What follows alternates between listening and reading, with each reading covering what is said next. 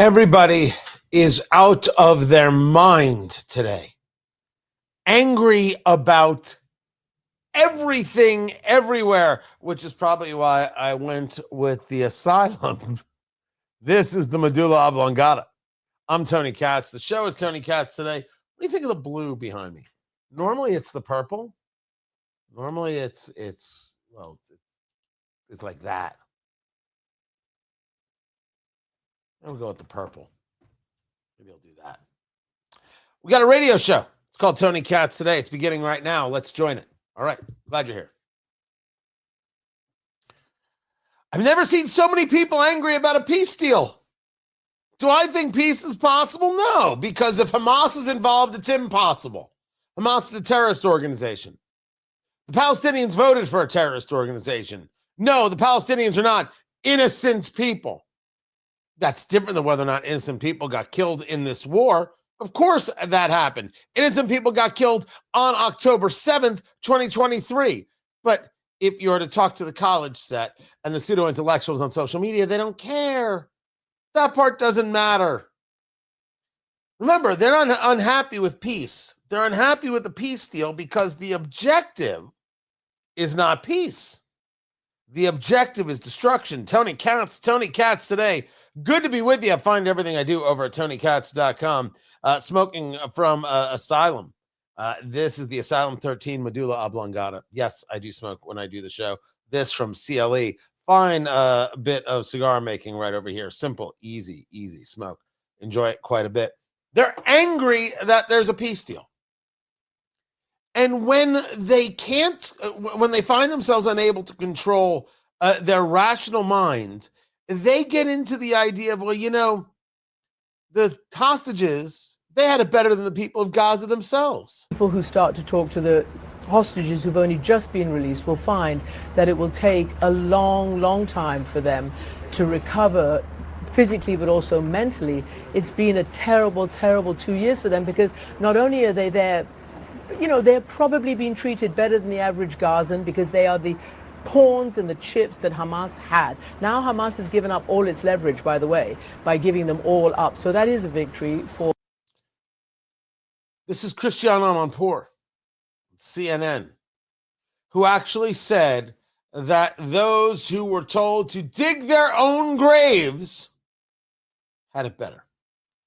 She has come out to apologize, and if you believe that apology, you're more than welcome to. I can't tell you what to believe, but so we're all perfectly clear. She was ordered to apologize. She followed the order. No one believes her. But the commentary, well, that is what is permeating. These people who are like, why is it when CNN reports, because CNN reported that hostages were being released by Hamas and prisoners were being released by Israel, and this deal was going down. The question they asked is, why do they refer to the Israelis as hostages but the Palestinians as prisoners? Because the Israelis were held hostage by Hamas, and the Palestinians are prisoners who were engaged in vicious, blood-filled attacks against Israelis and were in jail. Why would you argue such a thing? Well, you argue it when you do something as reprehensible as Dave Smith and you say, I'm glad there's this hostage swap going on. The Israelis didn't have Palestinian hostages. That's not the case.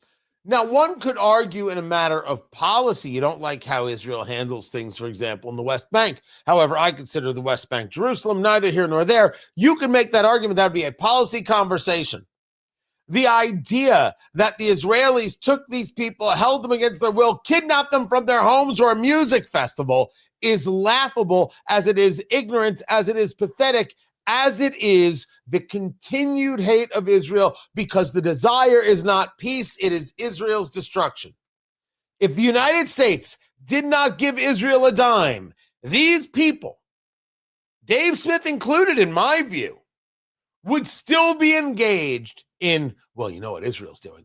This is not obsession that is healthy. to the extent that any obsession is healthy. This is obscene.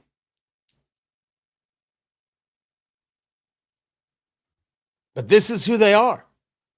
They cannot find themselves having any type of joy whatsoever. They can't look at what has taken place and say, this is good. Hey, nice work. Even Joe Biden. We're talking about the former president, a guy who didn't know where he was half the time. He came out to say great work. He put out the post right here. Let me bring it to you. He puts out the post that says, I am deeply grateful. I had to find it for a second there. I couldn't find it. I am deeply grateful and relieved that this day has come for the last living 20 hostages who have been through unimaginable hell and are finally reunited with their families and loved ones, and for the civilians in Gaza who have experienced immeasurable loss and will finally get the chance to rebuild their lives. The road to this deal was not easy. My administration worked relentlessly to bring hostages home, get relief to Palestinian civilians, and end the war. I commend President Trump and his team for their work to get a renewed ceasefire deal over the finish line. He continues, now with the backing of the United States and the world, the Middle East is on a path to peace that I hope endures and a future for Israelis and Palestinians alike with equal measures of peace, dignity, and safety. Now, did he write it? I very much doubt that he wrote it. I would have no reason to think that he wrote it. However, as a matter of sentiment, he says President Trump's name. He congratulates him for the job done. Okay.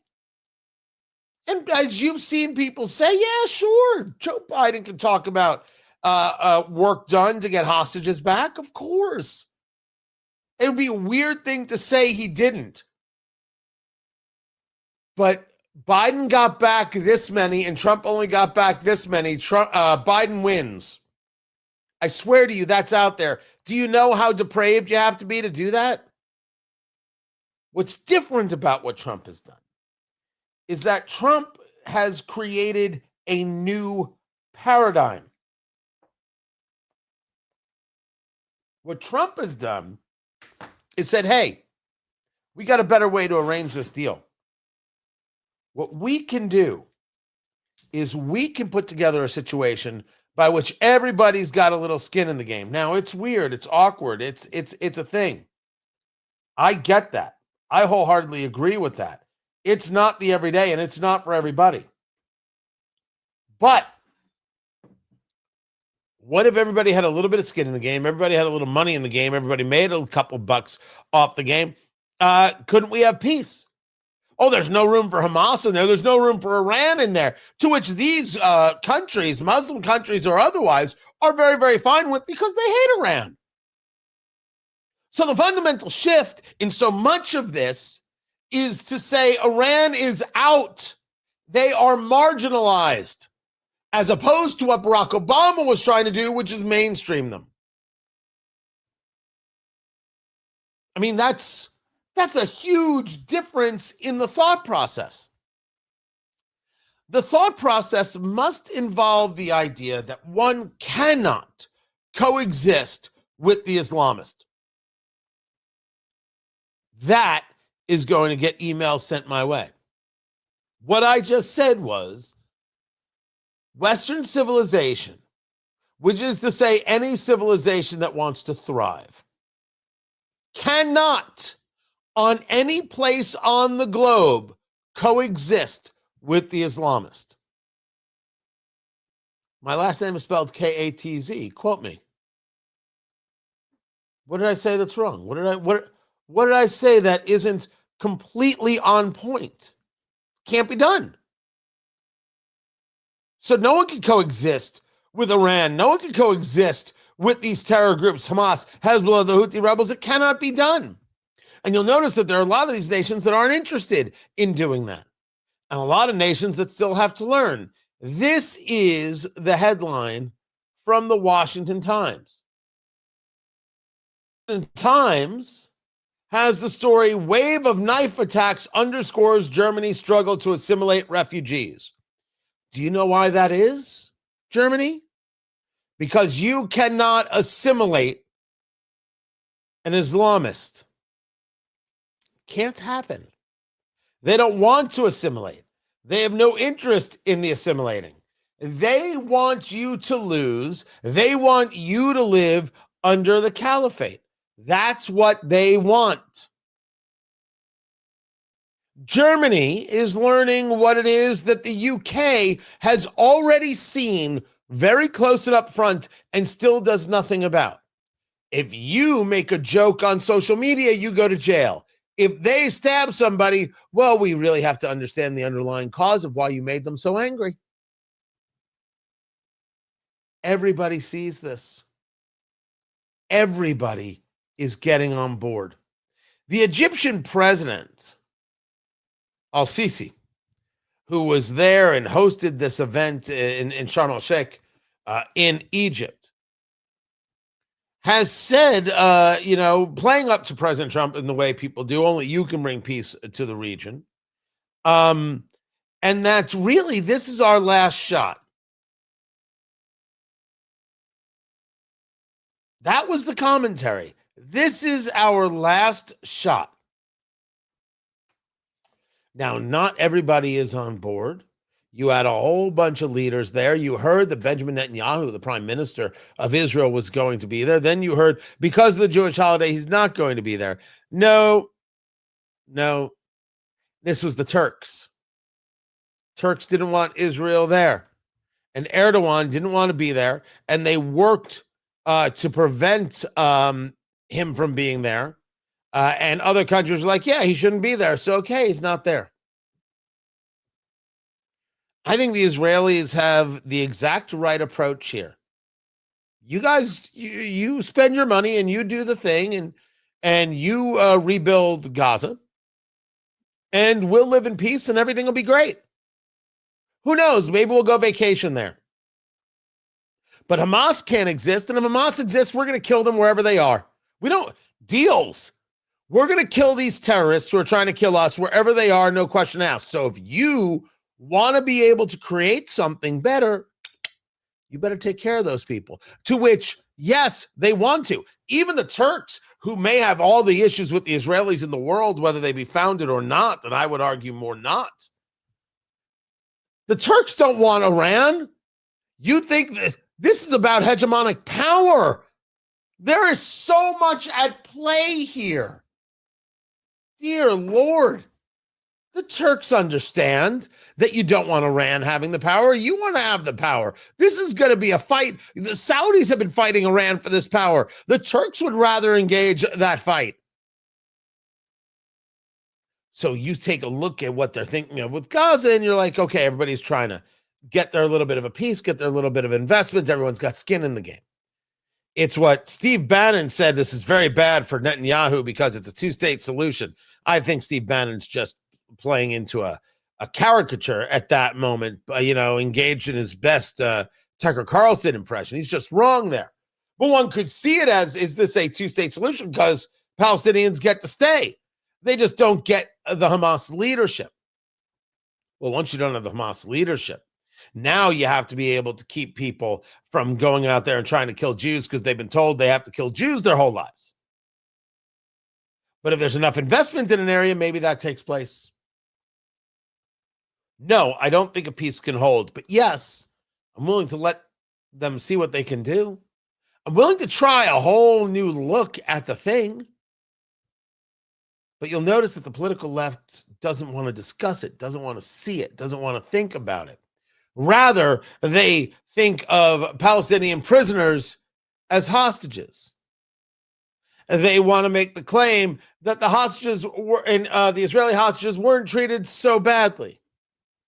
Oh, yes, you take off your ribbon, Cornel West excoriating Scott Jennings on CNN. You take off your ribbon for the Israeli hostages. What about the Palestinian people? What about the Palestinian people who voted for Hamas, who helped with the hiding, who engaged roadblocks, human roadblocks of the Red Cross who were trying to get the hostages out.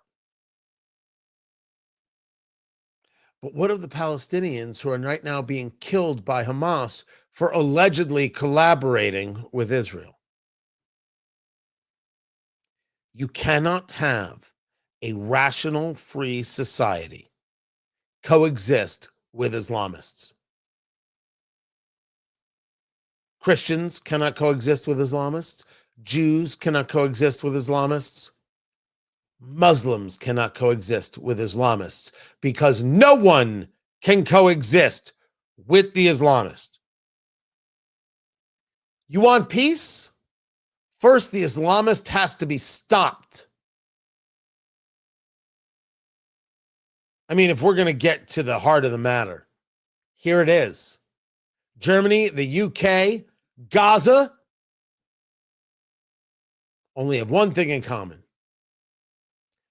Yet the left finds itself supporting that.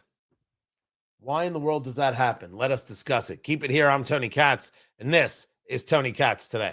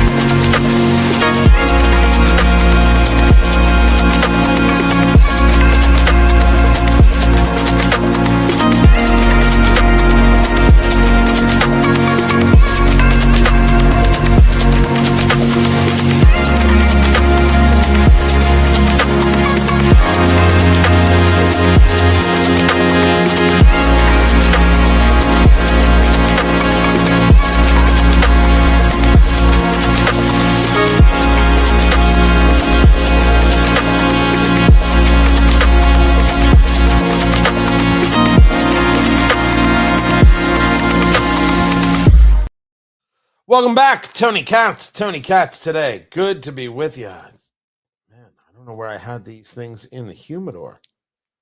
That is wrapped tightly.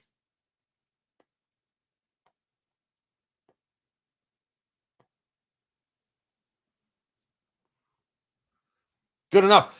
Glad you're here.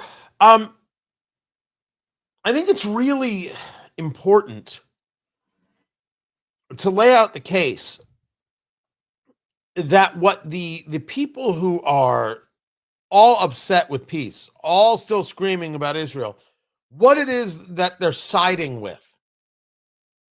Now, they might make the argument that they're siding with really just in the end, they want Israel destroyed. They don't want an Israel. I don't disagree that they may say that. But again, I'm going to go with what I was talking about while the radio show was on. Therefore, they side with the Islamist because the Islamist wants the same thing. What's the difference in this case between the Islamist and the liberal woman from name that Tony suburb? Not much. Headgear. I assume is the right no? It's the right answer. Well, don't worry. When they get to Sharia, they'll be wearing the same stuff. I think it's so obvious, and I don't think it's being discussed in the way it needs to be.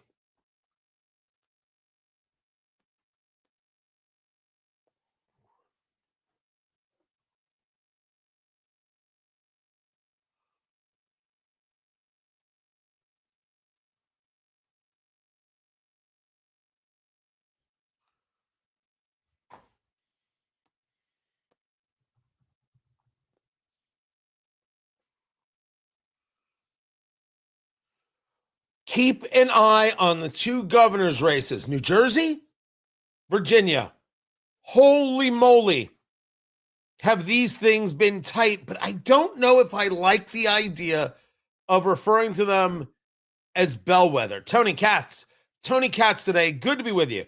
Virginia, you have the Lieutenant Governor, Republican Winsome Earl Sears, E-A-R-L-E. Earl Sears is the last name. She is, and her first name is Winsome, W-I-N-S-O-M-E. She's great. I believe I have interviewed her before, and she's tough as nails and direct and focused and would be terrific. Would be fun to take over in already having really the kind of blueprint that Glenn Youngkin as governor provided. 100%. Would be terrific. Going up against her is former Congresswoman, Democrat Abigail Spanberger, who is defending this guy, Jay Jones, who's running for Attorney General, who said he wanted to kill the Republican Speaker of the House and his kids. And asked to denounce this, and she won't denounce it. And asked, what do you think about it? She won't say anything. And in the latest debate, Winsome Earl Sears is saying to her, Abigail, how can you be okay with this? Talking directly to her. Let's say they're both facing this way. And so Abigail's over here and Winsome's over here and looking at her. Abigail, how could you defend this? And Abigail Spanberger keeps looking straight ahead, never acknowledges that Winsome Earl Sears is there, doesn't acknowledge that she's there. It is brutal. Talking about boys and girls' bathrooms. How can you be okay with it? And there's some very interesting data to go along with this. How could you be okay with this? What if it was your daughters? What if it was your children? Nothing. Abigail Spanberger just looks straight ahead. Doesn't even notice her. Doesn't pay attention to her. Really bad stuff. Then there's New Jersey. You've got, I don't know if she goes by Mikey or Mickey, Cheryl, Democrat, representative, that her time in the Navy, she wasn't allowed to walk on graduation because of a cheating scandal. She claims she wanted to turn people in and wouldn't rat other people out. Then you have Jack Ciattarelli, the Republican, allegations he is complicit with pharmaceutical companies when it talks about the opioid deaths of thousands of New Jersey residents. These are, I don't know the details on that story. I know a little bit of the details on the Cheryl case, but these are two very interesting races, and you have to be paying attention to them. They're coming up fast. The October surprises are out. Pay attention to these two races, specifically Virginia. This is Tony Katz today.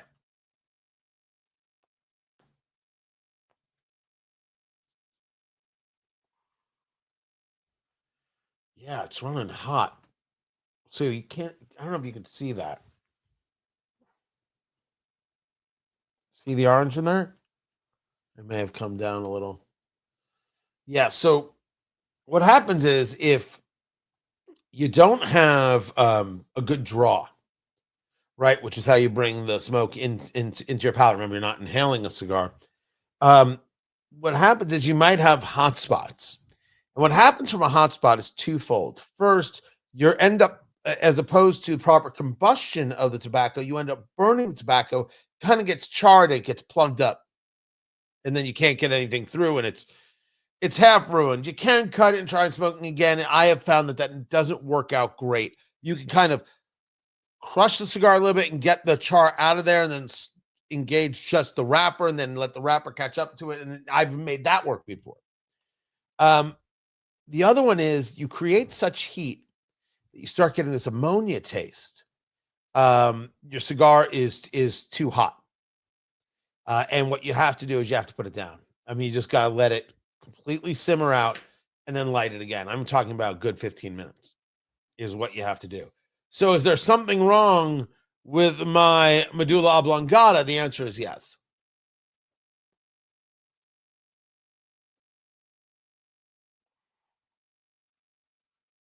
I think it's just burning a little too hot interior. Now, admittedly, I have had these cigars in my humidor for 3 years. I don't grab the cigar very often. So 3 years. So it's possible that I've had fluctuations. Like you see, I got a crack. A crack right there in the wrapper. I mean, I could work with it, and I will, right? I don't have to throw this out.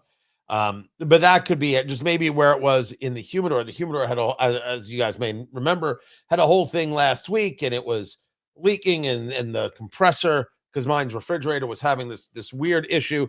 And I wrote to the company, I'm like, what's going on? They're like, well, you might need a new unit. I'm like, you just shut your mouth. I spent real money. I don't know if I want to do that again. Maybe I'll do that with somebody else.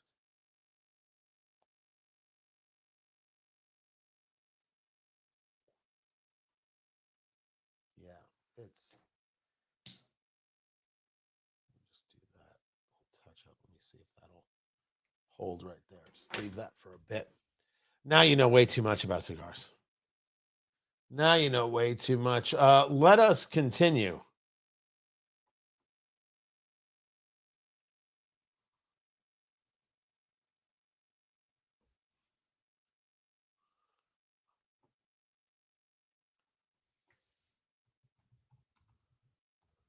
Let me respond here.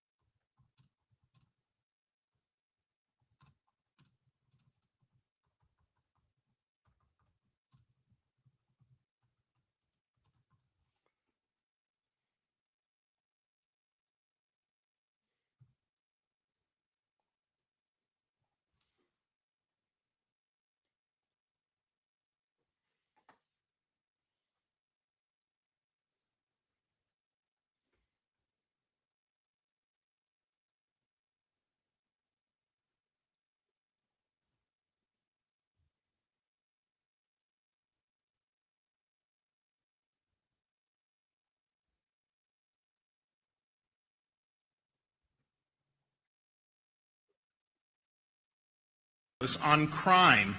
You have in this country these prosecutors that are funded by Soros and other organs of the left, and they get in and they have an agenda to simply not prosecute criminals. We see it in Philadelphia with this guy Krasner. Has been a total disaster and has harmed a lot of people because of the dereliction of duty. Well, we have had two Soros prosecutors in Florida, one in Tampa and one in Orlando, and I removed both of them from their posts. And I'm the only governor in the country to do that.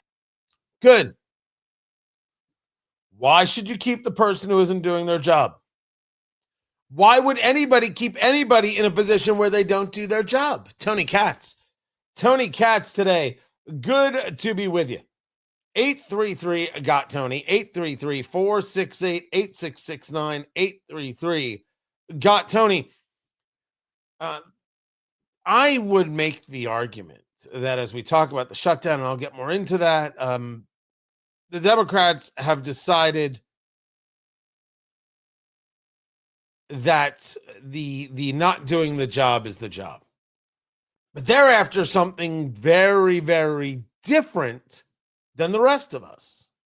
We want our government to actually work. Maybe we want it smaller. That's me. Maybe we want it leaner. That's me. Maybe we want it smarter. That's me. But we want it to work. I mean, if we're going to have this thing, it should at least do the jobs, the basic functions, the Article 1, Section 8, and that we want it to. What Democrats have decided in this shutdown is that government working is not the goal. Destroying our political enemies is the goal. Destroying the political enemy is everything. Which brings us to two very unique stories about how they go about this task. In both cases, it's about pretending something is happening that is not, or pretending something isn't happening that is. I start with Steny Hoyer, who is still in the House of Representatives, discussing, well, you guessed it. Ladies and gentlemen, every authoritarian leader has had his grim reaper. We are 4 seconds away from going full Pee Wee Herman, and every time they say authoritarian, that's our word of the day. And everyone loses their mind. If I could do a Pee Wee Herman impression, I would do it. But I can't, and no. Now, Cartman, what are you doing in South Park, Jesus? Like, close. I'm there. I'm almost there with Cartman. And I don't know, I get really into the microphone when I do an impression. I can do better. I can do a better Cartman than that. I know I can. I was discussing this today on my morning show. I could do that, and I could do the really creepy guy from Family Guy, the creepy neighbor. What's his name, Landon? Herbert, right. How there? Like, I could do that. And that's a weird impression to be able to do. I'm not particularly proud of myself, but that's where I'm at. But we need to get the whole word of the day thing from Pee Wee's Playhouse, that every time the left says authoritarian. Ladies and gentlemen, every authoritarian leader has had his grim reaper. Every single time we gotta play some kind of weirdo sound effects, something nuts, because it's all they talk about. None of it's true, of course. You have the president saying, man, the courts better agree with me on tariffs, man. The courts better agree with me on that. He knows if the courts don't agree with him, he's not going to be able to do certain things. This is not authoritarian. But this is what we're told. This is the kind of rhetoric we get. Russell Vogt is Donald Trump's grim reaper. Trump. Can we just discuss how good of a job the Democrat from Maryland, Steny Hoyer, is doing here and toning down the rhetoric? Can we just... Seriously, Landon? No one's going to help me? Thank you. Wow. And he's got Jamie Raskin behind him. Even posted a bizarre video describing Vogt in those terms. That's who he wanted, a grim reaper. Grim is defined in the dictionary as sinister, savage, and ferocious. A trauma causer. Reaper is defined that which is used to cut down. Well, I guess it's Steny Hoyer with the word of the day. It's not authoritarian to take the laws that are on the books and use them. It's not authoritarian to say if you're in the country illegally, you have to go. It's not authoritarian to say you Democrats won't vote for a continuing resolution. So some people are going to lose their jobs. No part of it is authoritarian at all. None. There's nothing that Trump is doing that isn't within the confines of the law. This authoritarian talk, of course, is very much about them when you talk about who they want to be able to engage freely. If you talk about the political left, they don't believe in free speech. More and more of the younger set believes violence is okay to prevent people from saying things you don't like. Who exactly are the authoritarians? But authoritarian is terminology that is utilized to dehumanize, utilized to denigrate, utilized not to bring down the tone or tamp down the rhetoric, but rather gin up. This can be seen a different way. This can be seen with Larry Ellison. I'm sorry, did I say Larry Ellison? He runs Oracle. I mean Keith Ellison, the Attorney General of Minnesota.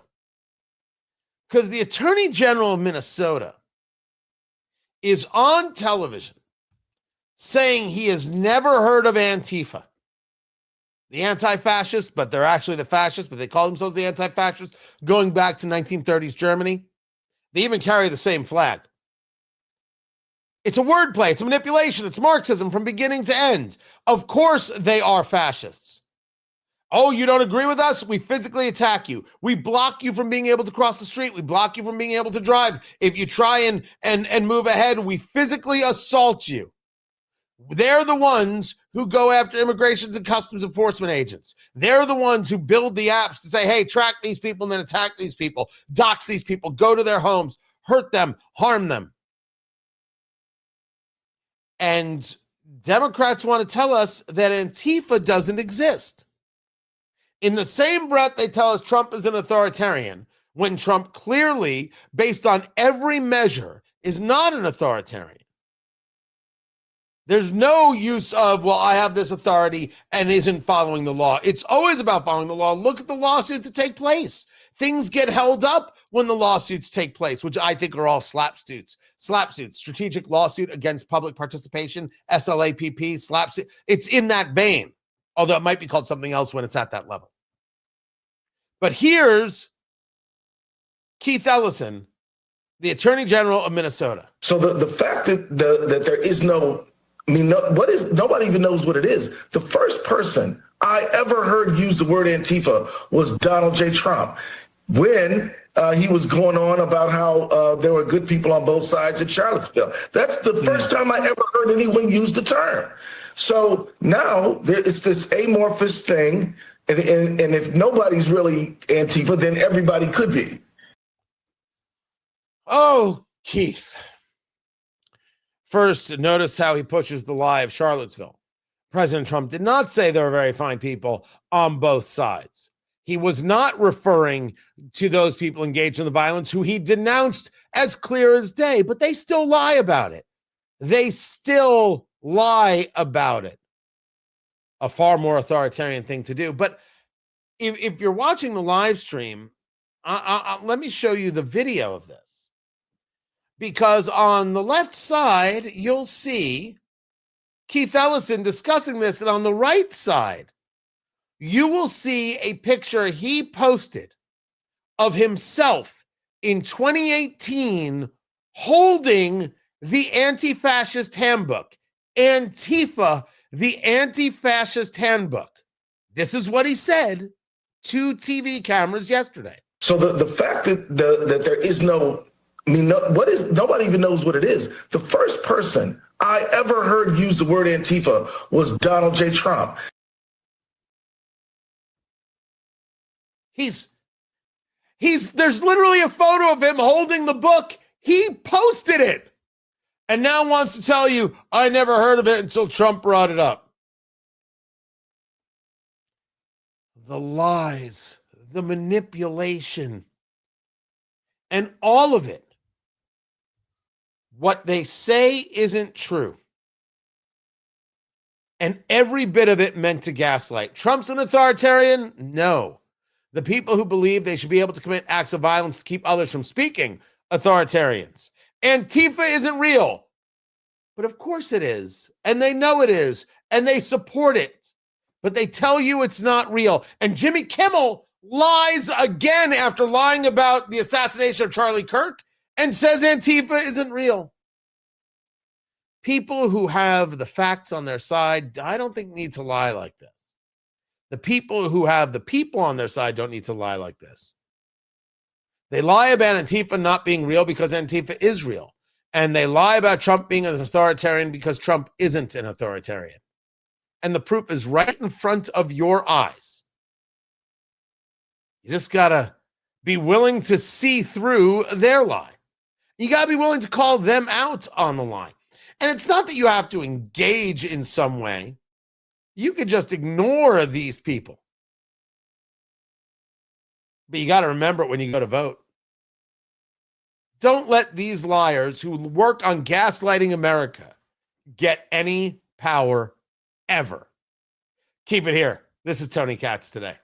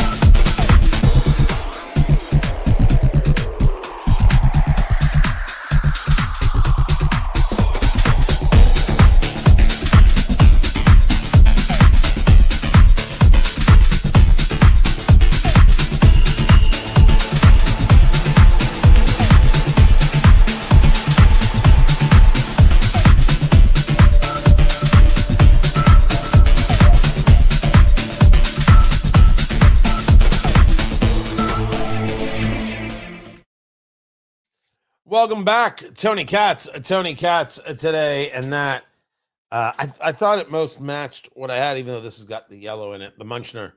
This is Flederman von Riest. Absolutely fantastic and spectacular timepieces.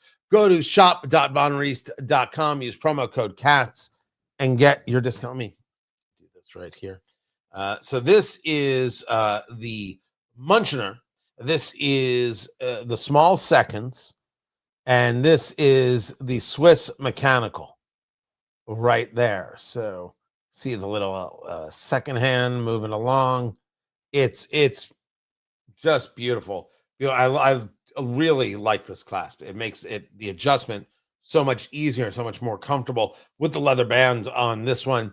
You can use different bands. You can replace them. It's fine by me. I'm not here to judge. Von Riest, shop.vonriest.com. Use promo code CATS and get your discount. Incredible timepieces you are going to absolutely love. Go to Von Riest, vonriest.com. Good people, good stuff. Your comments, I want them. I want to answer them.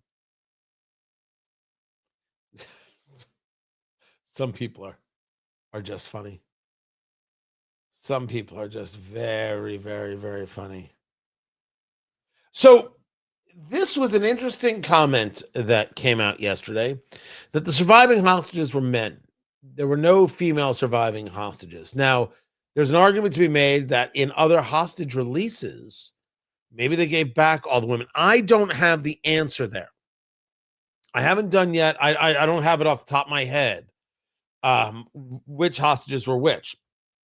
What I know is we are already in the place where we are, as I knew would happen. This was the Jerusalem Post.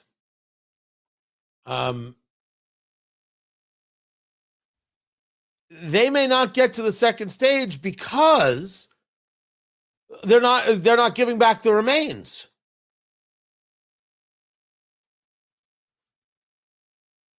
Because they're saying they don't have access to all the remains. Israel wants the remains very, very badly.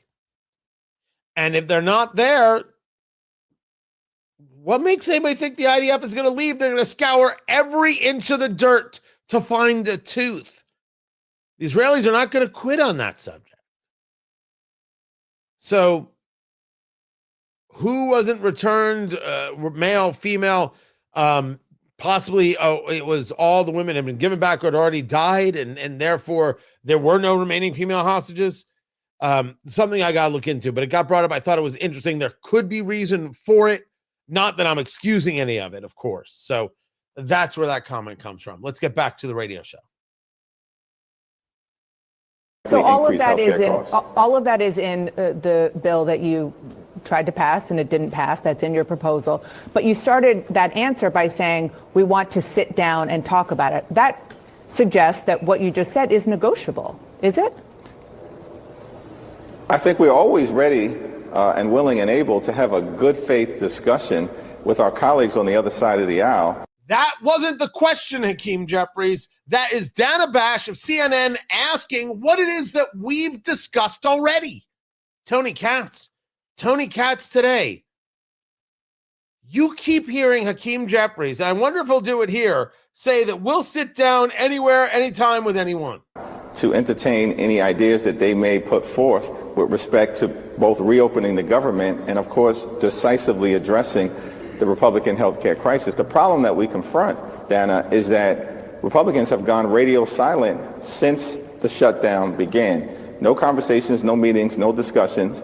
Donald Trump has held them back from even having a meaningful engagement to try to find You're common right down ground. the hall from Mike Johnson's office. I know exactly where you are. You could probably take a few steps and go knock on the door and talk to him. Have you tried that? Speaker Johnson hasn't been given permission to have a conversation with me or Leader Schumer, and he said as much earlier today. No, he didn't. But it's a great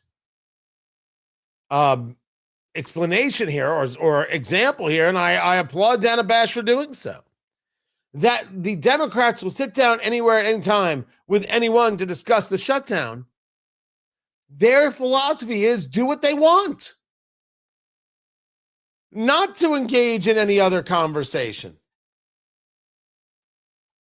Your answer is, well, Mike Johnson won't talk to me. Did you try and talk to Mike Johnson? Did you make the overture? And again, he doesn't even answer that one.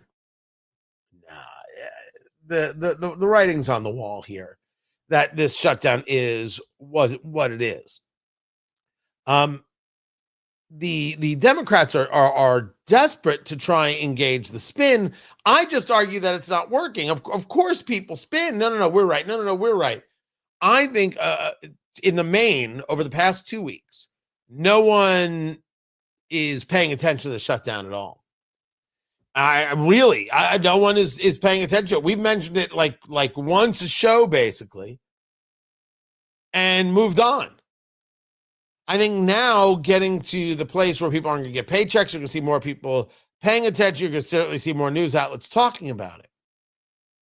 But if the argument is, we'll sit down, it doesn't matter if you sit down. Are you willing to not get everything you want? If the answer is no, the shutdown continues. Mike Johnson, the speaker, said this could last a long time.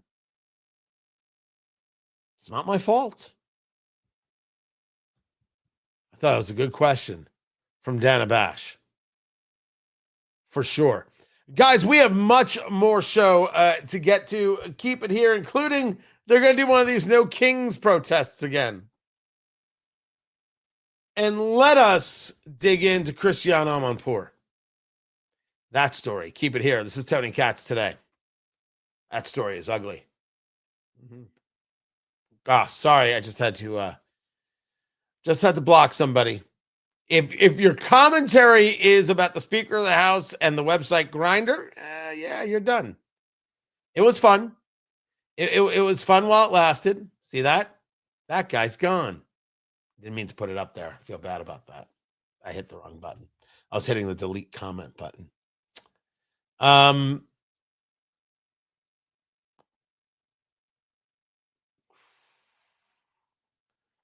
Yes, you'll be missed.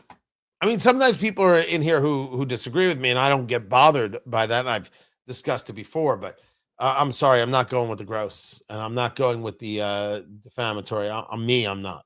If I can notice it, I'll just get rid of it. Just that easy. Oh, this is an interesting story. Someone talking about Turkey not belonging in NATO. I'll get to that another day. I will get to that another day. We got a lot more show to do. I've got the No King stuff to talk about. Trump, Ukraine to talk about. I did already talk about Amanpour, so maybe we'll get into some other subjects. There's something you want me to talk about, let me know. We'll take the break, right? So the radio show is in break, so we're in break. Keep it here. Hang loose. Smoke them if you got them. And we'll be back in a few minutes. I'm glad that you're here. And don't forget to head on over to TonyKatz.com and subscribe. TonyKatz.com. It is free. You can be a supporter if you like. I'd appreciate it. We're building it up. We're sending things out daily. I can't thank you enough for being over there. TonyKatz.com. Become a subscriber. Do that right now. Guys, hang loose for a little bit. We will be back.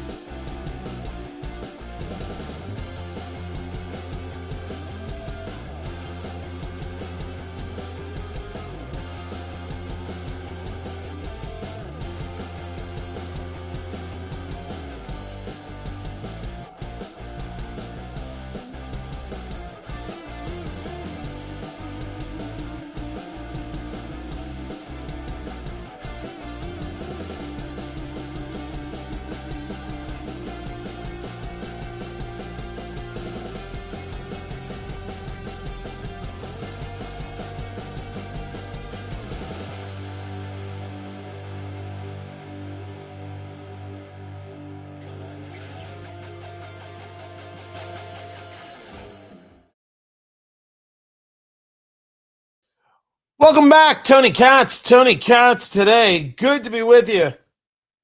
Much to get to in this hour. And for those asking, my cigar is smoking just fine. Thank you. Okay, I need to touch it up. But aside from that, it's smoking just fine. Oh, that was more embarrassing than it needed to be. Smoking the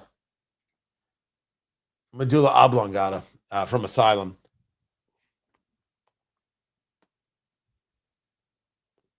Much better. Much, much better. I have a bunch more audio to share with you, including this from Jerome Powell. The economy is firmer than we expected.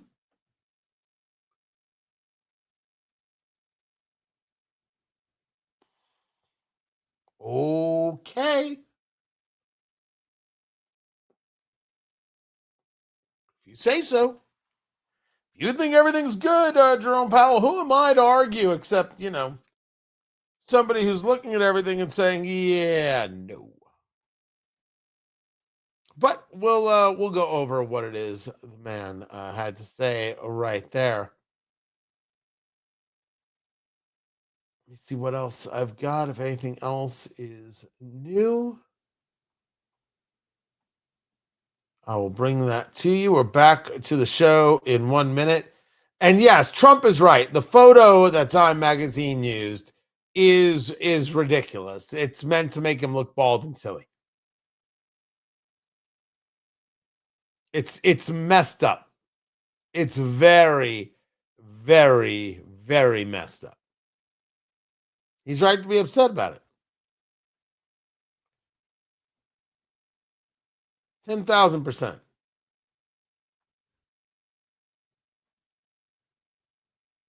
We got that. And if you've got thoughts on what we should get to, I will happily discuss them as well. I'm just getting things together, guys.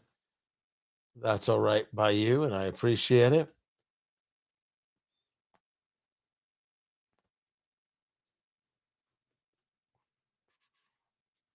Perfect.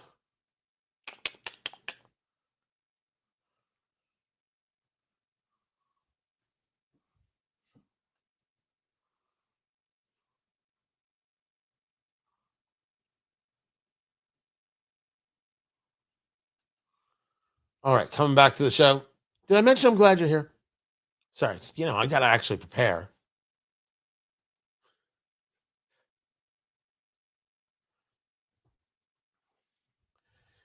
No kings. I don't know. They're going to have a rally this Saturday, and it's no kings. And, when you can't win on policy, when you can't actually convince people to be on your side, when you have nothing at all that connects you with the American people on any substance, okay. Go out there and scream that Trump is an authoritarian. We've already blown that concept out of the water. And Trump's a dictator. We've already blown that out of the water. Don't bring down the rhetoric. Build it up, because that's the only thing you know how to do. Let us at least recognize that if the left has been good at one thing over the last year, it's getting people to commit acts of violence. Too soon? Tony Katz today. Great to be with you. 833-GOT-TONY, 833-468-8669, 833-GOT-TONY. Of course, the live stream is happening. YouTube.com/Tony Katz. Get in the chat room. You can email me, Tony@TonyKatz.com, and Twitter X, Tony Katz. The organizer of the No Kings protest, in his own words. And it's also funny that they can't actually say no kings. They've got to make some other name up for it because they understand it. They say no kings. How is that objectionable? Right. How could anybody say that that's anything other than the most American thing since apple pie? But I do think we have to hold two things in our head at the same time. One. Can we just stop for a moment? What do you mean they can't say no kings? I'm assuming you mean me as you sit there and you talk to Rachel Maddow on MSNBC or MS Now or whatever they're calling it. What do you mean they can't say no kings? They call it this no kings rally, right? Trump's a king and we don't believe in kings, so therefore no kings. I just said it. Why in the world would you say that they can't? What is that? What do you mean they can't say it? So weird. But let's let him continue. Anybody who's been to a protest this year that's been organized by Indivisible or No Kings has seen moms and grandmas and kids and dogs and funny chants, and it was a feeling of joyous power. Just like the Tea Party. Right? Just like the Tea Party. It was moms and kids and people who were dressed up. Some of them went very, very, very colonial. And I was always like, I don't get it, but you do you, boo-boo. I'm just glad you're here. So yeah, that's not any different, right? And it will go like the Tea Party, which is in and of itself didn't actually do the thing. Well, at least the Tea Party was built on the idea that we have to put an end to the insane taxation. We shouldn't be engaged in the radicalness of bailouts. We should follow the Constitution. No kings is predicated on mythology and not anything of actual basis. But if you want to say we shouldn't have kings, I agree, except we don't have kings out in the streets. And on the other hand, we've got an authoritarian regime who wants to crack down on free speech. So we should show up in force, and we should take care. We should attend the security training briefings. We should attend the how to de-escalate briefings and trainings. We should do that work so that if anything happens at these protests, we're ready to do it. But if anything happens at these protests, one could assume it's going to happen from inside the House. It's going to be a leftist who attacks others. This idea that somehow the political right are the ones interested in curtailing free speech. It is the left that said you could not talk about the problems with COVID vaccines. It is the left that moved heaven and earth to ensure you could not talk about Hunter Biden's laptop. It is the left in poll after poll after poll that states that it is okay to confront people you disagree with the violence. And it is the left that assassinated Charlie Kirk. Can I help you?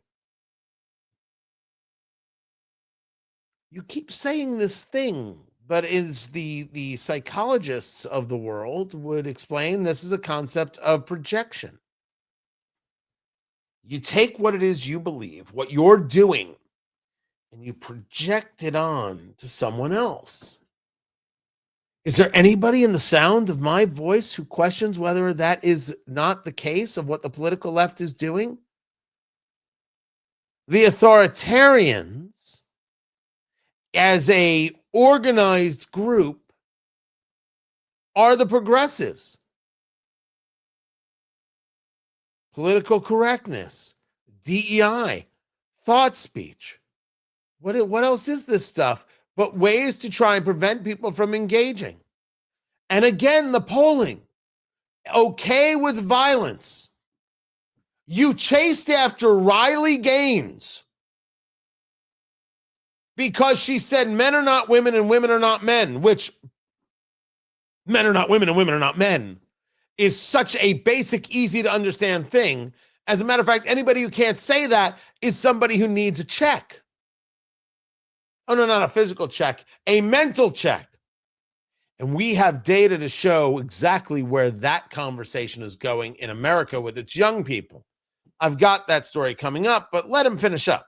If your First Amendment rights are under attack and you decline to show up because of those threats, you don't have First Amendment rights. So if anybody is out there watching this and is like, well, I don't know, I've never been to a protest, or I'm hearing a lot of gnarly stuff from this regime and maybe I won't come out, let me tell you, it's going to be fun, it's going to be powerful, and it's going to be part of history.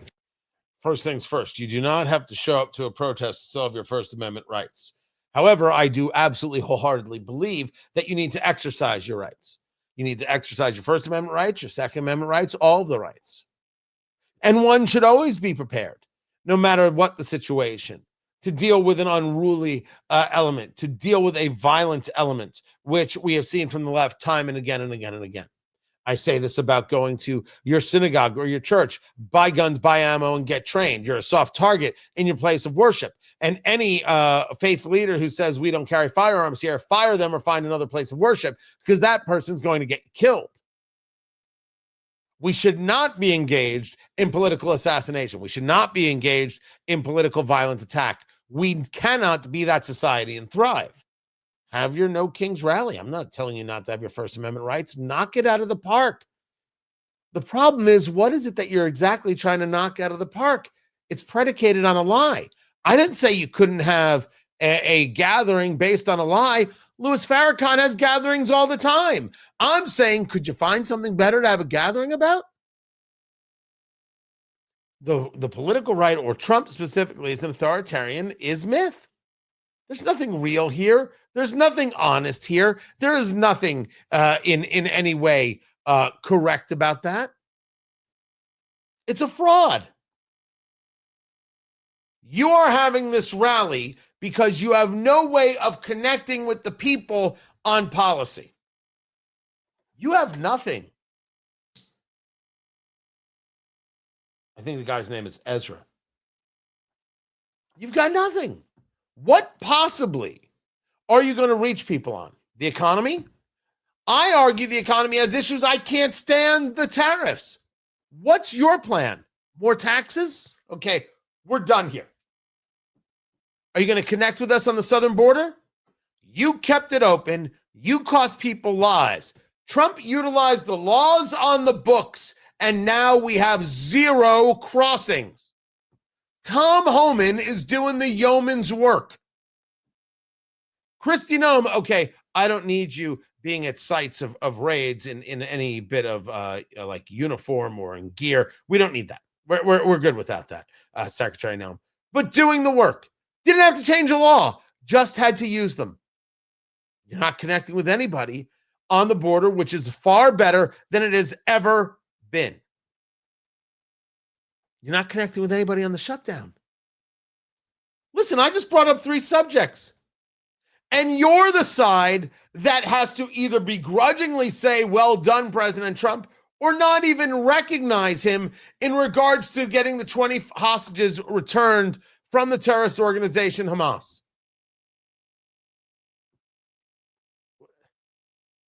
Name me another subject, guys. Let's go through it, right? I just named 4. Now I want you to do it. I want you to give me a subject where the political left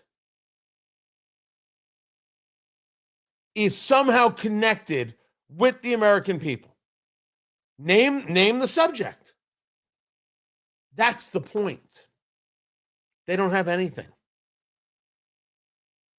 They had to invent a topic predicated on a lie to get their people out, to satisfy their emotional incapability of dealing with the fact that they have a party that is rudderless. They have a party that is leaderless. No one wants this mantle. No one can take the mantle. What do they stand for? If Democrats are serious about not just 2026, but 2028, they're going to have to say, this is what we stand for. And right now, the only 2 Democrats who are actually willing to say, this is what I stand for, in a way that might attract really misguided people, but still, are Bernie Sanders and Ocasio-Cortez, which would be the Democratic Party admitting that they are the Socialist Party, which they are. They just don't want to have to admit it. There's the issue. The Republican Party has plenty of issues and plenty of problems and plenty of stupid. But that's enough about Marjorie Taylor Greene. They can be the party of the border. They can be a party of the economy. They can be a party of peace. They can be a party of the common man. They can be the party of the American dream. That was just off the top of my head. And you can't do it with the Democrats. So they invent it. And sure, people will come out because, people who are emotional need some kind of emotional outlet. I'm not saying no. They'll come out. But the people coming out are already the people coming out. Do you attract anybody new? Nope. You can't. You can't attract anyone new. Not with this. Because this is not inspiring. This is just anger. And you already have people who are angry. I don't disagree. But it doesn't win elections. Now, you tell me, Tony, if you make people angry enough and you make people fearful enough, they'll vote for anything. Okay, I get your historical point. My point to you is that the people aren't that angry. They don't agree with everything, but things are better than with Biden and with Harris. Things are better. The border is better. The peace deals are better. It's better. It's a hard thing to deny. But they'll have their protest, and hopefully it'll go safe and well. And then they'll still lose. I'm Tony Katz. This is Tony Katz Today.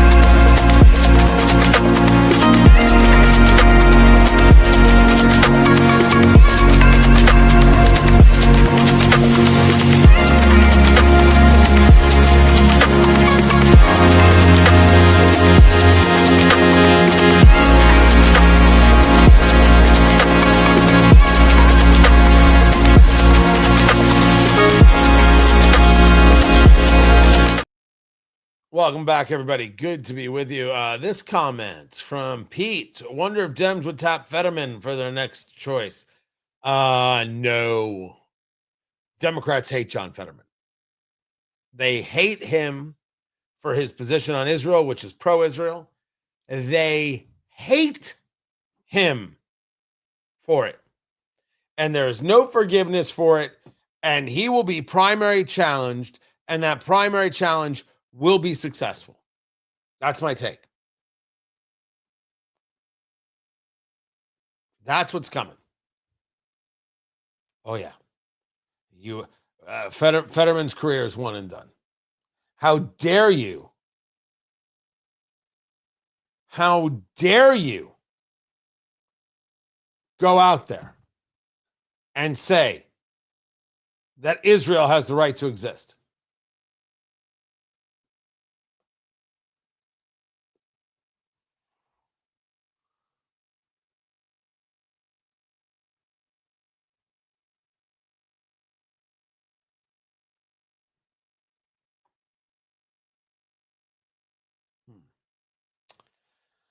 All right, let me see if I can do this.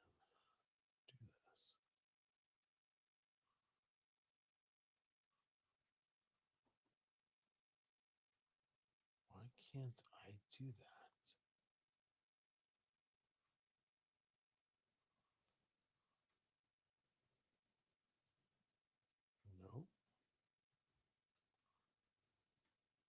No. Questions that I have. The questions that I have, but why? It's a social media question about why I can't do something with a post. That's weird. I'll get to that another time. That's what I shall do. Let's get back to the show.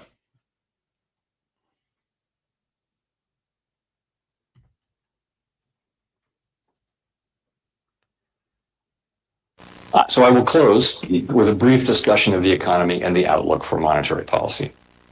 Although some important government data have been delayed due to the shutdown, we routinely review a wide variety of public and private sector data that have remained available. We also maintain a nationwide network of contacts through the reserve banks who provide valuable insights, which will be summarized in tomorrow's Beige Book. Based on the data we do have, it's fair to say that the outlook for employment and inflation does not appear to have changed much since our September meeting 4 weeks ago. So what does that mean? That's Jerome Powell speaking right there, chairman of the Federal Reserve. So what does that mean to the rest of us? Data available prior to the shutdown, however, show that growth in economic activity may be on a somewhat firmer trajectory than expected. While the unemployment rate remained low through August, payroll gains have slowed sharply, likely in part due to a decline in labor force growth due to lower immigration and lower labor force participation. In this less dynamic and somewhat softer labor market, the downside risks to employment appear to have risen. While official employment data for September are delayed, available evidence suggests that both layoffs and hiring remain low, and that both households' perceptions of job availability and firms' perceptions of hiring difficulty continue their downward trajectories. So this economy is stabilizing? I mean, I think that's the way I'm supposed to read Jerome Powell there. Dr. Matt Will, economist at the University of Indianapolis, will be with me a little bit later as we walk through how things are happening, because gold prices are through the roof. We're over 4,100 on gold per ounce. We're over $50. We had a high of $53 on silver. We're over $51 now. Those are things. Those are hedges.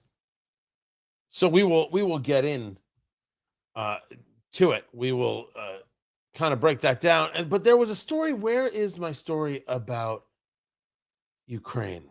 I have it on the show sheet if you need to search for it. Trump is now very focused on Ukraine. He's like, I got victory in the Middle East. I'm moving on to the next thing. And there was a story about how U.S. intel is helping Ukraine target Russian energy infrastructure. This, according to a report from the Financial Times. Trump sits with Putin in Anchorage, says, let's get to a deal. Putin's like, oh man, that sounds peachy. And then Trump meets with these world leaders and they're like, we don't know if there's anything here. And then Putin goes back to being Putin and doesn't care. We're caught up. The Ukrainians have had incredible good fortune with being able to hit Russian energy and Russian energy supplies. Russia has been able to bomb at will on the Ukrainians, trying to keep them in the dark, especially as they head into winter, where in Ukraine and in Russia, it gets cold. But this is the first I had heard about U.S. intel giving information to Ukraine to help them specifically with infrastructure, because there was a time there where the Trump administration was holding up in the sharing of information, because this was to try and get Zelensky to the table, realizing that Zelensky isn't so much the issue, not that Zelensky should so much be trusted, but that Putin is clearly the issue. Now you're going in a different direction. The Russians have only come out to say that if you give Ukraine Tomahawks, the missile system, the ability to reach places like Moscow, well, then the relationship with between Moscow and the U.S. is done. It's clear that Trump wants this. He wants this done. He wants this finished because it's a promise that he made. And he considers making these deals amongst some of the most important things he's ever accomplished. It matters to him, whether it matters to his ego, however you want to call it. It matters to him greatly. Meanwhile, in Poland, they're gearing up for the fight. You already had the Russian incursion involving drones, which, based on a lot of conversation, this was about the Russians having no idea how to work their hardware. They're incompetent. That's their problem. So the fact that they flew themselves over Polish airspace wasn't about trying to saber rattle, as I first thought it was. On analysis, looking at it, talking to people, so the Russians are incompetent. But the aggression of the Russians to try and still get the better deal, moving a little bit westward, which means towards Poland and others. And the Poles are saying we're ready for the fight. We'll see if NATO is. This is Tony Katz today. Oh, I don't want this at all. There's no part of me that wants this. There's no part of anybody who would want this. But this is where we're going. And it is not a great place. I think Trump's going to have to realize that the only way you're going to deal with the Russians is with the recognition of force. You engage force. Ooh, let NATO do that. You've already said you're going to do that. You're going to let NATO handle it. And you're going to let NATO buy from us and everything else. Great. Right until, of course, you remember that we have this mineral rights deal. And if you're going to engage companies in investing in Ukraine, you're going to have to protect them. We're back to that conversation. I have some very interesting data to share regarding the trans world. And so I will do just that. Huh, look at that. There are people commenting on the show. Oh no, there it is. All right, for a second I couldn't see some of the comments. I thought there were people commenting on YouTube that couldn't comment in the chat that I see, but no, I see everything. I see everything. What I haven't seen yet is how we build out even stronger in some of these places. The show's doing very well in certain spots. In other places, it needs to build, it needs to grow. And I think part of the answer is just keep it going and keep it going and keep it going. That is it. But I think we can do better. I think we can do much, much better on the live streaming, and only hope that I can crack some codes and make that happen. So we will do that. I was just wondering if there's anything here that allows me to do just that.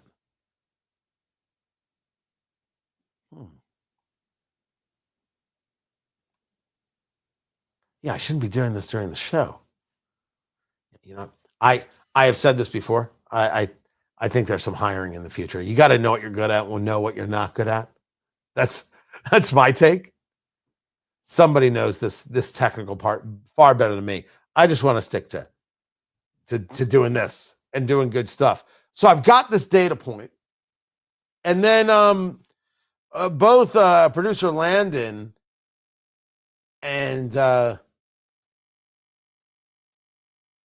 then Sarah, who runs all our digital, right, the posting of all our digital stuff and editing and everything else, They shared a story which only proves that my Gen X bona fides are nothing. I will get to that in a little bit as we get back to the show over here.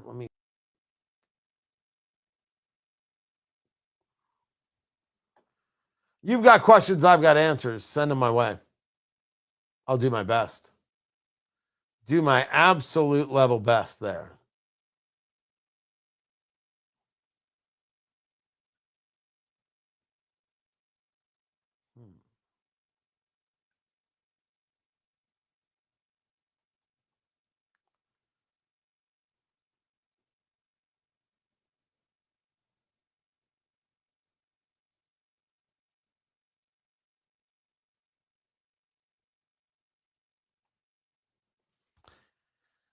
So there is a musical artist from back in the day known as D'Angelo. R&B, neo-soul, Tony Katz. Tony Katz today. Passed away today at the age of 51. And my producer Landon, sent it to me. And Sarah, who runs All Things Digital, sent it to me. And in both cases, I said, all due respect, who is D'Angelo? And Sarah is screaming at me, how do you not know this? I don't know the name. I guess he had been battling cancer for a while.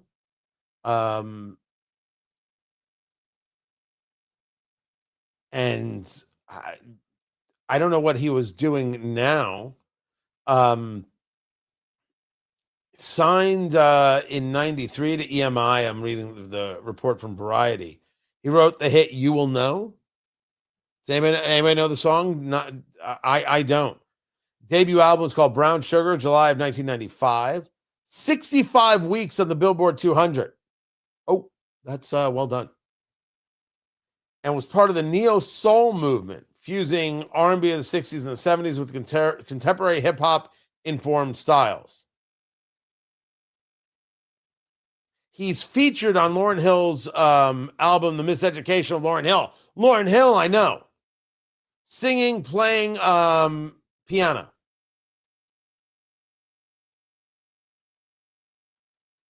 And then he did his work with Questlove of The Roots. I'm trying to remember, and the answer is I don't. He's got a story. He's got a history. I just don't recall the work. So if you do, send me songs that I should listen to. And I will give them a go. Then there's this. This is a piece of data. This piece of data is a discussion of who identifies as trans. Now, we know that everything involving the transgender world, when it comes to children, and certainly later it came to be adults, is social contagion. You're not really a boy, you're a girl. Yo, you feel this way, that means we should do this. Oh, you should take that. Oh, you're so special. Oh, you matter so much. Oh, you're allowed to be this. You could say that. You're allowed to be in this locker room. You can be in this bathroom. You can be in this sport. Social contagion. Look at me. Did it for attention? Did it because they were confused and adults abused them? This is what took place. I don't apologize for noticing such a thing, and neither should you. You don't have to apologize for being honest. The social contagion was, look at how, look at all the benefits these people are getting. I want some of that. The social contagion was, well, this is the answer to all my confusion, as opposed to doing the hard work to get out of the confusion, to figure yourself out without puberty blockers, without these things that create irreversible damage. Well, you're on a puberty blocker, but you can just go off the puberty blocker and you're fine. You have changed puberty for forever. It's not just fine. Medically, these people are ghouls. Oh, well, if you say you're a boy, well, then we should just remove your perfectly healthy breasts. That's disgusting. And then they had the audacity to tell us, oh, no. It's gender-affirming care. You're not supposed to affirm their gender when they claim to be something they're not. You're supposed to say no. You're supposed to love children enough to say no. No, you can't have another cookie. No, you can't jump off the roof. No, you can't stay up past midnight. No, you can't go to that kid's house for a party when his parents aren't there. And no, you're not allowed to have mutilation surgery because you feel a certain way right now. No. And then we saw the kids who detransitioned. And we saw how they were met with total hostility. They were met with hatred. You don't talk about them. You don't engage their stories. Not even the possibility that someone could say, you know what, I was wrong. Oh, no. And this is, and once a child decides this, they know exactly what they want. My gosh, my 3-year-old knows exactly what they want. No, they don't. Your 3-year-old is 3. They don't know exactly what they want. They still go to the bathroom in their pants. They don't know exactly what they want. Your 3-year-old is like Joe Biden. They don't know exactly what they want. Social contagion explains much of what it is that we have seen. A tremendous amount. Eric Kaufman put out a post. Eric Kaufman is a professor of politics out of Vancouver. Now lives in London. And what he posted was a graph. Very interesting. The graph tells a story. The share of students not identifying as male or female. And it has 3 different groups that are queried here. Now, when you say to me, Tony, what do you mean by not identifying as male or female? In the height of the insanity, oh, I'm not a boy. Oh, I'm not a girl. Oh, I'm non-binary. Oh, I'm gender fluid. I'm this, I'm that. All of that fakakta ridiculousness. That was on the ascendancy since 2019. An aggressive peaking taking place in nearly 10% of students by 2023. You think that's the case? Because that's not how science works. Certainly not the science and the data regarding gender dysphoria as described in DSM-5, the diagnostic manual, I apologize, from the American Psychiatric Association. From that peak, it has now come back to between 2 and 4%. So what happened? What does the data tell us? The data tells us that people tried this. This wasn't for them, and they stopped. The data also told us that people realized, well, this is all just ridiculous nonsense. What are we doing here? This is silly. This is silly. And this is ugly. And in many cases, this is gross. It tells me that parents got a hold of things right quick, and so did society. This is the portion of non-heterosexual, which rose in 2022 and 2023. Half of America was now something else. And I'm not just talking about gay. That has now seen the move downward.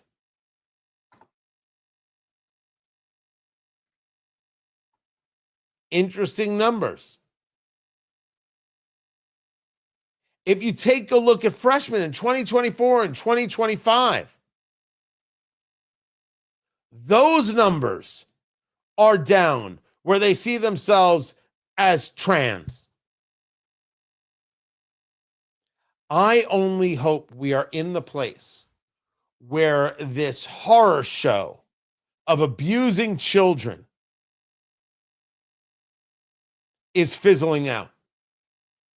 And for the people who abuse children and still share this idea that they should, still push the idea of gender affirming care, which is a lie. It is child abuse. Any hospital engaging in this should not have funding. You are mutilating children. You're not doctors. No, you're not smarter. No, you do not know more. No, you don't. You abuse children, and there should be no reason for you to ever be allowed to hold a scalpel again. Society should say and decide very clearly, we don't do that here. We do not entertain child abusers. We do not put them in positions of authority. We do not put them on a pedestal. We don't call them doctor.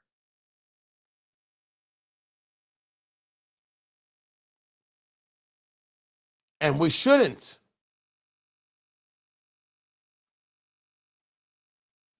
We should not, in any way, shape, or form. So one of the things that they looked at is the idea of depression, the idea of mental illness.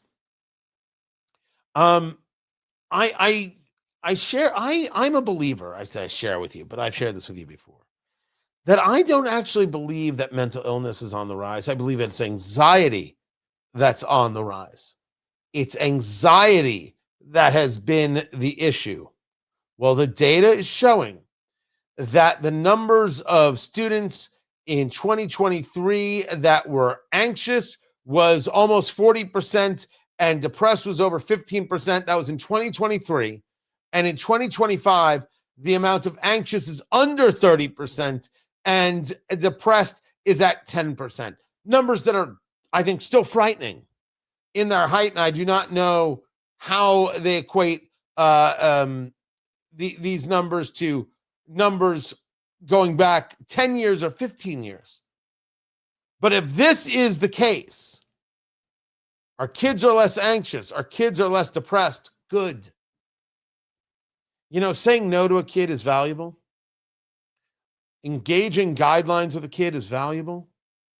Letting a kid know it's okay to be confused. You have time to work it out. Don't look for quick fixes.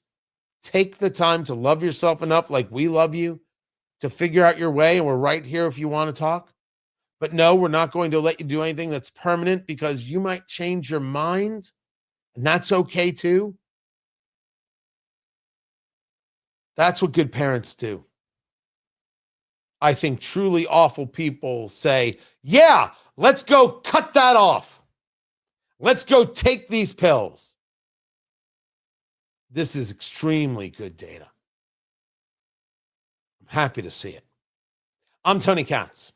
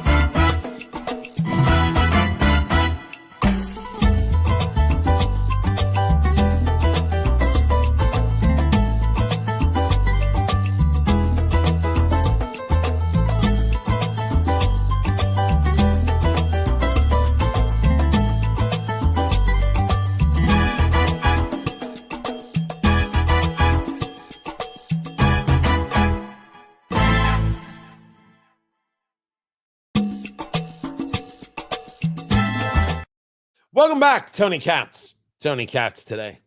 Good to be with you. Let me get rid of this right here. Let's see if I've got anything new going on. I have not checked the news.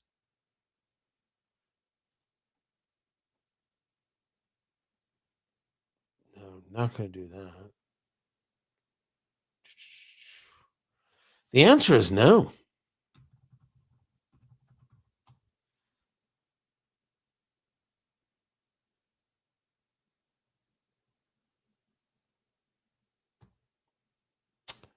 And yes, as we thought, Hamas is not living up to their end, and now Israel is responding.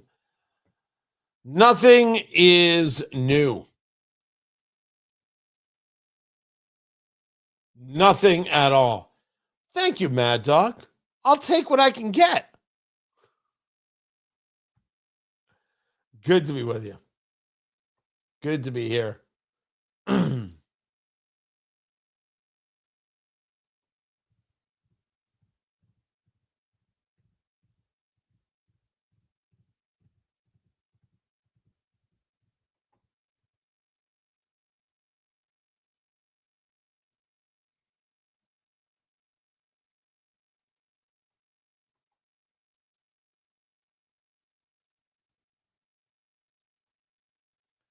Oh, I have a bunch of stuff to get to tomorrow.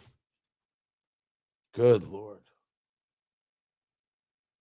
A ton of stuff to get to tomorrow. Let me keep those right there. And I've got that. All right. Do not forget to subscribe over there at TonyKatz.com. I'd appreciate it if you would. It won't cost you a dime. If you want to be supportive, I'll take it, and I appreciate it, and we do a lot with it.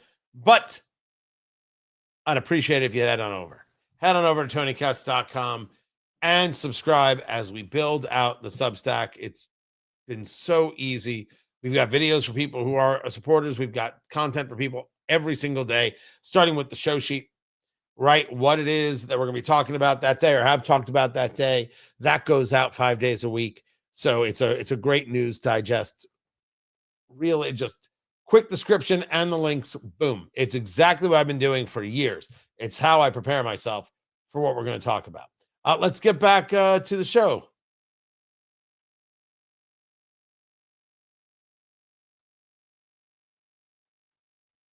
Or not. Thank you, Landon.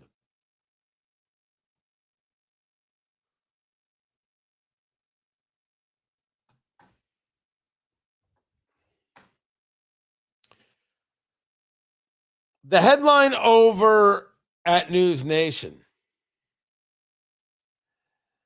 Israel to slash Gaza's aid over slow return of dead hostages. It hasn't been a day. And already Hamas is not doing what they agreed to, what they signed to. Tony Katz. Did I say hello, Tony Katz, today? I forget sometimes. They are 28 deceased hostages where the remains are in Gaza. And Hamas has handed back the remains of 4. Where are the other 24? Israeli is saying that the slowness is a violation of the ceasefire, calling it a blatant violation, or others, of the agreement by Hamas. So Israel is going to slash the number of humanitarian aid trucks allowed into the territory. And what you're going to hear from the left is, see, genocide. Hamas is already shown and seen on video executing Palestinians they believed, worked with, collaborated with the Israelis. They're doing this all over. And not returning these remains, slow rolling it. Now, it's very possible they don't have all the remains. It's very possible they ensured that some families will never get them because they're terrorists and this is who they are. This is not shocking or surprising. It's who they are. It's how they work. It's how they act. It's how they think. It's the everything. It's the everything. So maybe that's what we're seeing here. Can't return something that you don't have. But why would you sign the deal if you weren't going to be able to do it? Why would you give up the bargaining chip? The assumption that it's all going to work out in your favor? The assumption that Israel already signed, so now the world will really get aggressive in stopping them? Guys, you got back the people who are alive. It's enough all right? One of those. Nothing that I have seen about the Israelis says that they're okay with that. Nothing at all. You would want this to work and you'd want this to hold. Why wouldn't you? Why wouldn't any of us? But the Israelis expected their people back, alive or dead. And Hamas so far is not doing it. Who could trust Hamas? It always comes back to that. Find everything at TonyKatz.com. Much more coming up. This is Tony Katz Today. I don't think I'm off base when I say it. I really and truly don't. You are appreciated very, very, very much. And thank you, Tony, for the subscription. I appreciate it. And honestly, 100,000. You keep working it, man. Let's go do that thing right there. I appreciate you guys so very much. We are back tomorrow. Now, interesting week. I'm here through Thursday. Friday, I'm not in. So there's a station that I am on in Fort Wayne called Whoa. Very historic station, historic call letters. Very, very cool place. And they're doing a political panel on Friday. I got asked to be part of it. I'm like, sure, I'll come up to Fort Wayne. It's Glenn Beck. So the panel is me and Glenn Beck and their morning host over there, Kayla Blakesley, and a great radio host, Casey Hendrickson. And so I'm doing a political panel. As I know it, tickets are sold out because otherwise I'd be like, here's where you get tickets. Are they live streaming it? I don't know. I don't think so. Which stinks because I think people want to see it. And I'd be like, I'd love to show it to you. But I'm doing that. But I will see you tomorrow. I'm back here tomorrow at noon. And yes, I did say Glenn Beck. Yes, that Glenn Beck. Correct. Accurate.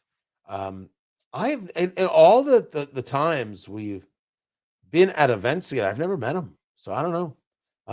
Shake his hand, say hello. Get asked a question, I'll answer a question. Interesting. I look forward to it. I look forward to the crowd there. I look forward to the good time. I only hope snacks will be provided. I do like snacks. I appreciate you. Don't forget to go to TonyKatz.com and subscribe. I'd appreciate it if you would. Thank you. And I'll be back tomorrow, guys. Catch you then. The show continues at WIBC.com. I should always note that the show continues at WIBC.com. That's where you can hear the radio live stream of everything. And there it is. Catch you tomorrow. Take care.